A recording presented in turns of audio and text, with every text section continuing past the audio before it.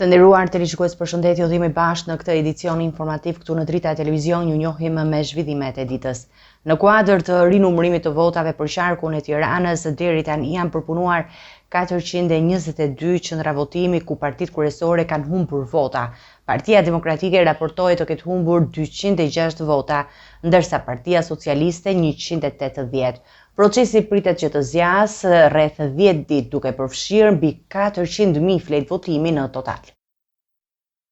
Ka hyrë në ditën e 4 procesi i numërimit të votave në qarkun më të madh dhe më të rëndësishëm në vend, atë të Tiranës. Ky proces po zhvillohet me ritme të qëndrueshme dhe në vëzhgimin e ngushtë të Komisionit Qendror të Zgjedhjeve dhe subjekteve politike. Nga 1282 qendra votimi në total, deri tani janë rinumëruar 422 dhe rezultatet e para tregojnë për një humbje të votave për partitë kryesore. Partia Demokratike ka humbur 206 vota, ndërsa Partia Socialiste rreth 180 vota, duke dëshmuar se pretendimet përfitore nga ky numërim nuk janë konfirmuar deri tani.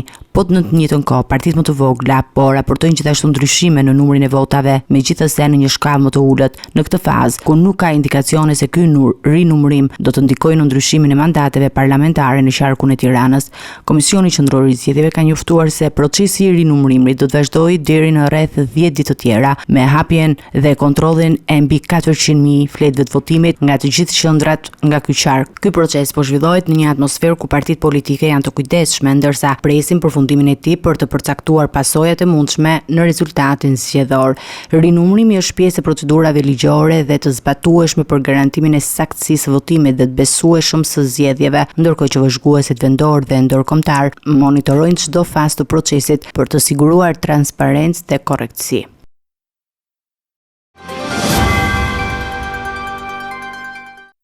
Nga qelia e paraburgimit, Ilir Meta sulmonar shpërndrit Brahim Dharin duke akuzuar për firmosjen e një kontrate të lobimit të ish LSI-s në periudha 2018-2019.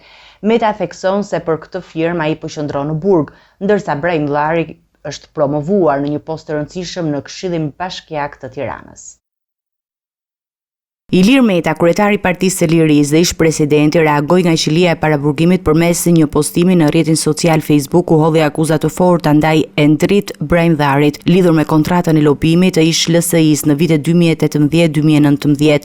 Meta theksoi se në atë kohë ai nuk ishte kryetari i LSI-s, por presidenti i Republikës dhe se për firmën e Brahim Dharit ai povua një dënim të rëndë duke qëndruar në izolim ekstrem.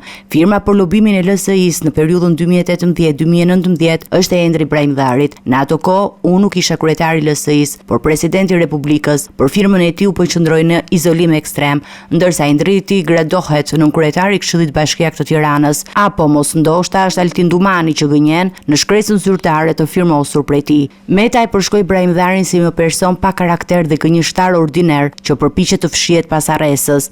Endrit Brahim Dhari është shembulli më i gjallë i mënyrës se si SPAK arrin të konvertojë njerëzit pa karakter në rilindas të denj, gënjeshtar. Vetëm një rilindas mund të harrojë firmat që ka hedhur vetë dhe arsyet për cilën e ka hedhur, një gënjeshtar ordiner që përpiqet të fshihet pas arrestës, por e vërteta nuk fshihet as me lojra fjalësh, as me konvertim teserash partie. Endrit Brahim Dhari, ish deputet dhe ish antar i Partisë së Lirisë, u largua nga kjo forcë politike në tetor të vitit 2024 pasi Meta e quajti tradhtar. Më pas Brahim Dhari u bashkua Partisë Socialiste si kandidat për deputet në qarkun e Tiranës në zgjedhjet parlamentare të 11 majit, ku nuk arriti që të sigurojë mandatin.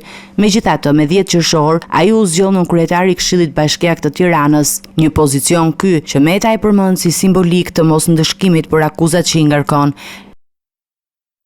Pas akuzave të Ilir Metës nga paraburgimi për firmën e lobimit të ish LSI-s, Endri Brahim Dhari ka reaguar duke quajtur deklaratat e Metës si përpjekje për intimidim dhe sulm ndaj imazhit të tij. Ai mohon çdo shkelje dhe thotë se çdo pagesë është kryer ligjërisht dhe e audituar nga KQZ-ja. Në reagimin e tij më të fundit, Endrit Brahim Dhari u shpej vendosur që të kundërshtoj fuqishëm akuzat e Ilir Metës, i cili nga paraburgimi e fajson për firmosjen e kontratës së lobimit për periudhën 2018-2019, duke pretenduar se ky ishte shkaku i vuajtjes së tij në burg. Brahim Dhari e cilësoi sulmin e Metës si një tentativë për të hequr vëmendje nga problemet reale me drejtësinë që Meta po përballet dhe si për një përpjekje të qartë për të intimiduar dhe dëmtuar imazhin publik të tij. Përpjekje e qartë për të intimiduar dhe për të goditur imazhin imazhin tim publik, nxjerrje e materialeve hetimore nga dosja i shërben tërheqjes së vëmendjes nga problemi i tij i vërtet me drejtësinë. Ai theksoi se nuk ka firmosur asnjë kontratë lobimi dhe se pagesat që janë referuar janë kryer në mënyrë ligjore me transakcione bankare të deklaruara dhe audituara nga Komisioni Qendror i Zgjedhjeve. Endrit Brajmdhari nuk ka firmosur asnjë kontratë lobimi. Fatura që i referohet është një procedurë e lishme e paguar në bankë, deklaruar në KQZ dhe e audituar nga KQZ. Ai di shumë mirë që po hetohet për mosdeklarim. Duhet ta di qartë se nuk përbën shkelje të ligjit kur deklaron shpenzimet dhe burimet e tyre të lishme. Në dielin tim e partia ku unë aderoja më parë ka pasur lobime vetëm në kohën kur zoti Meta ka qenë kryetar partie. Ky reagim vjen në një kohë kur hetimet për çështjen e lobimit të ish-LSI-s vijojnë, ndërsa debatet politike për këtë çështje kanë shkaktuar përplasje të forta në skenën politike shqiptare.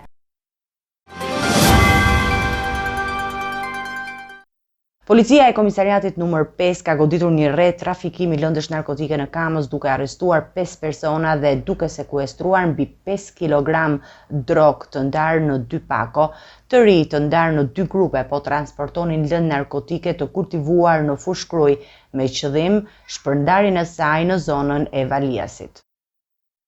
Operacioni i policisë ka rezultuar me arrestimin në flagrancë të 5 të rinjve të përfshirë në një rrjet të organizuar trafikimi droge që vepronte në zonën e Kamzës. Droga e ndarë në 2 pako me peshë totale 5.3 kg dyshohet se ishte kultivuar në një zonë pranë fushkrujës dhe më pas do të shpërndahej në doza më të vogla në Valias. Të arrestuarit ishin organizuar në 2 grupe dhe lëviznin me 2 automjete. 2 prej tyre, përfshirë 25 vjeçarin Erjan Përdeshi, mbanin pako me lëndë narkotike, ndërsa 3 të tjerë i shoqëronin një makinë tjetër për sigurimin e transportit. Emrat e personave të arrestuar janë Elsad dhe Shaban Germa, Egzom Busadhi dhe Alban Prenti, të cilët janë ndaluar për veprën penale mos kallëzimi krimit. Arrestimi u bë në momentin kur grupi po përgatitej të shiste drogë në një event takim të paracaktuar në zonën e Valiasit. Policia avion hetimet intensive për të identifikuar dhe ndaluar persona të tjerë të përfshirë për këtë rrjet, duke përfshirë kultivuesit dhe shpërndarësit e drogës në tregun e vogël. Kjo goditje vjen si pjesë e strategjive së forcave të rendit për të luftuar trafikimin e lëndëve narkotike në kryeqytet dhe rrethinat e tij, duke synuar prishjen e zinxhirit të krimit që përhap drogën në komunitet. Gjykata e Tiranës ka lënë në burg pjesën më të madhe të ndaluarve nga operacioni i bujshëm antidrogë bloku 33 i zhvilluar pak ditë më parë në kryeqytet. Nga 24 të arrestuar, 22 do të qëndrojnë në qeli, përfshirë drejtuesit kryesor të grupit kriminal, ndërsa 2 prej tyre përfituan masa më të buta për shkak të rrethanave familjare.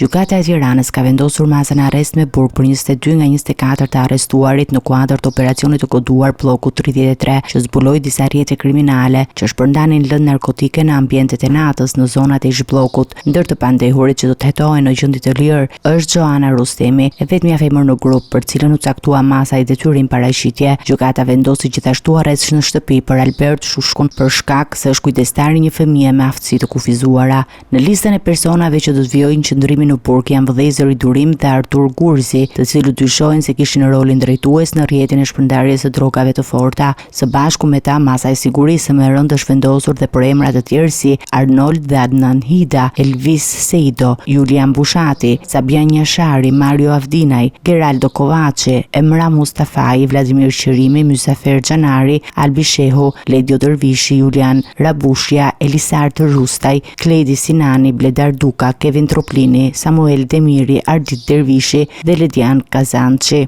Një tjetër i ndaluar, Faj Kurti, ishte lënë në masën arrest shtëpie.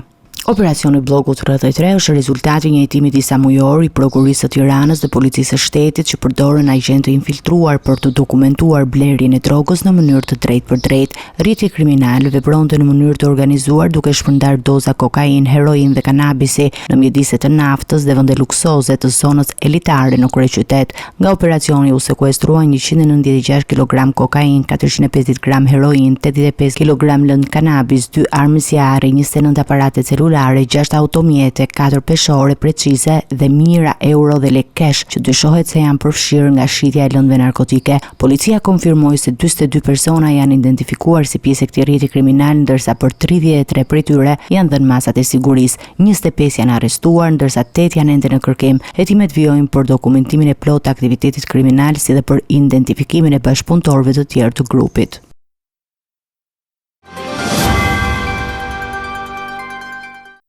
Gjykata e posaçme antikorrupsion ka lënë në fuqi masën e sigurisë arrest me burg për Ado Xhikën, Erviz Dakën dhe Maksim Koçin, të ekstraduar pak ditë më parë nga Emiratet e Bashkuara Arabe. Të tre akuzohen për përfshirje në ngjarje të rënda kriminale dhe për kraje të shumë kërkuarit Talo Çela. Ata dyshohen si autor dhe bashkëpunëtor në disa atentate të bujshme. Gjykata e posaçme kundër korrupsionit dhe krimit të organizuar ka lënë në fuqi masën e sigurisë arrest me burg, të dhënë më herët në mungesë ndaj shtetasve Ado Xhika, Erviz Daka dhe Maksim Koçi. Të tre këta persona të njohur si të afërt me të shumë kërkuarin Talo Çela u ekstraduan pak ditë më parë nga Emiratet e Bashkuara Arabe drejt Shqipërisë si pjesë e një operacioni të koordinuar me Interpol. Sipas PAK, Erviz Daka akuzohet për sigurimin e kushteve për kryerjen e vrasjes Arjan Spahiut në Belgjik, si dhe për tentativë vrasje për KP-un, në të cilën Daka kishte rolin e informatorit për lëvizjen e viktimës. Maksim Koçi dyshohet për përfshirje në vrasjen e dy personave dhe për përgatitjen e kushteve për dy vrasje të tjera, ndërkohë Ado Xhika, i njohur edhe me emrat Ado Çorriku dhe Elker Çeriku, akuzohet për përkrahje të autorit të krimit në tentativë për vrasjen e Ardian Çapjas me snajper, atentat nga i cili ky i fundit shpëtoi fatmirësisht. Prokuria e posaçme sqaroi se të tre të arrestuarit kanë qenë bashkëpunëtor dhe ndihmës të Talo Çelës, duke i ofruar strehim dhe mbështetje logjistike gjatë kohës që ai ishte në kërkim nga autoritetet. Arrestimi i Dakës, Koçit dhe Xhikës në Dubai në muajin maj u realizua fal bashkëpunimit të ngushtë me strukturat e drejtësisë shqiptare dhe Interpolit, ndërsa ekstradimi i tyre drejt Shqipërisë u krye me procedurë të përshpejtuar. Hetimet ndaj tyre vijojnë në kuadër të një dosje të gjerë kriminale që përfshin një sër atentatesh të bujshme në Shqipëri dhe jashtë saj. Në kuadër të masave për sigurinë gjatë sezonit turistik veror, policia e Lezhës ka nisur zbatimin e një plani të posaçëm kontrolli me fokus kufizimin e zhurmave në zonën turistike. Në Shëngjin janë përdorur pajisje të posaçme për matjen e decibelëve në ambientet publike dhe ato kanë rezultuar brenda normave të lejuara. Për të garantuar një verë të qetë dhe të sigurt si për banorët, ashtu edhe për turistët që frekuentojnë Bregdetin e Lezhës, policia vendore ka nisur një sër veprimtarish praktike që përfshin ndër të tjera edhe kontrollin e nivelit të zhurmës në zonat më të frekuentuara të Shëngjinit. Me nisjen e sezonit turistik, strukturat e rendit kanë hartuar një plan masash të detajuara që përveç rendit publik synon të parandalojnë ndotjen akustike nga muzika e bareve dhe klubeve të natës. Në këtë kuadër janë zhvilluar takime me pronar dhe administrator lokalësh për të informuar rreth detyrimeve ligjore dhe kufizimeve që lidhen me volumin dhe orarin e muzikës. Kontrollin e terrenit është shoqëruar dhe me matje teknike të nivelit të zhurmës përmes pajisjeve të certifikuara, ku u testuan disa ambiente të hapura dhe të mbyllura. Sipas raporteve zyrtare, rezultatet e matjes dolën brenda kufive të lejuar nga normat ligjore. Po ashtu, policia ka verifikuar respektimin e fashave të orarit për zhvillimin e muzikës në ambiente të hapura në zonat e banuara, që lejohet nga ora 11 paradite deri në orën 24. Strukturat e rendit paralajmërojnë se do të vijojnë me kontrolle të rregullta dhe ndërhyrje të menjëhershme në rast shkeljesh, me qëllim krijimin e një klime të qetë dhe mikpritëse për vizitorët dhe komunitetin vendas.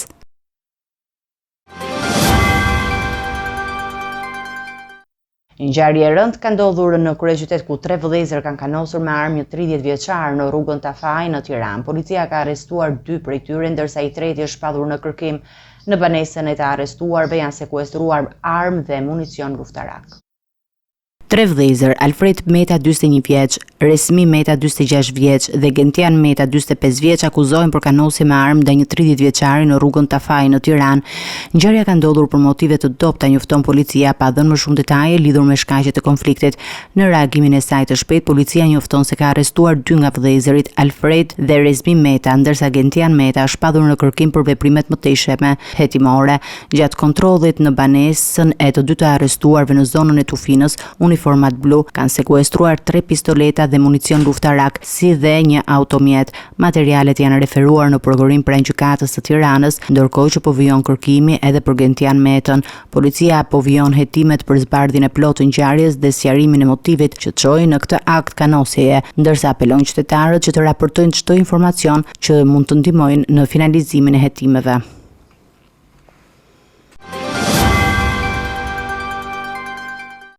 Të nderuar teleshikues, do të njihemi me parashikimin e motit. Moti 22 qershor 2025. Shqipëria. Territori shqiptar për datën 22 qershor 2025 do të ndikohet nga kushte atmosferike të qëndrueshme. Moti pritet të jetë i kthjellët në pjesën më të madhe të vendit, megjithse nuk përjashtohen kalime të lehta vranësirash në zonat lindore dhe juglindore gjatë pasdites. Rreshjet nuk parashikohen.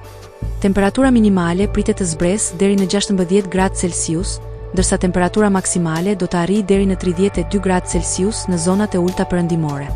Era do të fryejë lehtë deri mesatare nga drejtimi veri-perëndimor, me shpejtësi 2 deri në 5 metër për sekond. Deti parashikohet me dallgëzim të ulët, 1 deri në 3 ball. Temperaturat minimale dhe maksimale për disa qytete kryesore të Shqipërisë do të jenë si më poshtë. Shkodër, 16 deri në 31 gradë Celsius. Kukës, 15 deri në 29 gradë Celsius.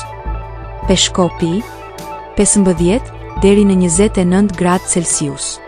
Tiranë, 16 deri në 32 gradë Celsius. Durrës, 17 deri në 31 gradë Celsius. Kavaj, 17 deri në 31 gradë Celsius. Elbasan, 15 deri në 32 gradë Celsius. Berat, 16 deri në 32 gradë Celsius. Korç, 14 deri në 29 gradë Celsius. Vlorë, 17 deri në 31 gradë Celsius. Gjirokastër, 16 deri në 32 gradë Celsius. Sarand, 17 deri në 30 gradë Celsius. Territori i Kosovës për datën 22 qershor 2025 do të karakterizohet nga moti i kthjellët në pjesën më të madhe të ditës me vranësira kalimtare në orët e pasdites. Nuk përjashtohet ndonjë rreshje e izoluar në zonat kodrinore lindore. Temperatura minimale do të zbresë deri në 13 gradë Celsius, ndërsa temperatura maksimale do të arrijë deri në 31 gradë Celsius. Era do të fryjë me shpejtësi 2 deri në 6 metër për sekond nga drejtimi veri-perëndimor veri-lindor. Temperaturat minimale dhe maksimale për disa qytete kryesore të Kosovës do të jenë si më poshtë. Mitrovica, 13 deri në 31 gradë Celsius. Podujev, 14 deri në 30 gradë Celsius. Skënderaj, 13 deri në 30 gradë Celsius. Pej, 14 deri në 31 gradë Celsius. Prishtinë, 14 deri në 31 gradë Celsius. Gjakov, 14 deri në 31 gradë Celsius. Malishev, 14 deri në 30 gradë Celsius. Gjilan, 13 deri në 30 gradë Celsius. Ferizaj, 14 deri në 30 gradë Celsius. Kaçanik, 14 deri në 30 gradë Celsius. Suharek, 15 deri në 30 gradë Celsius. Prizren, 14 deri në 31 gradë Celsius. Ishte gjithçka e përgatitur në këtë edicion informativ. Ju faleminderit për vëmendjen tuaj. Bashkë miru takofshim në edicione të tjera.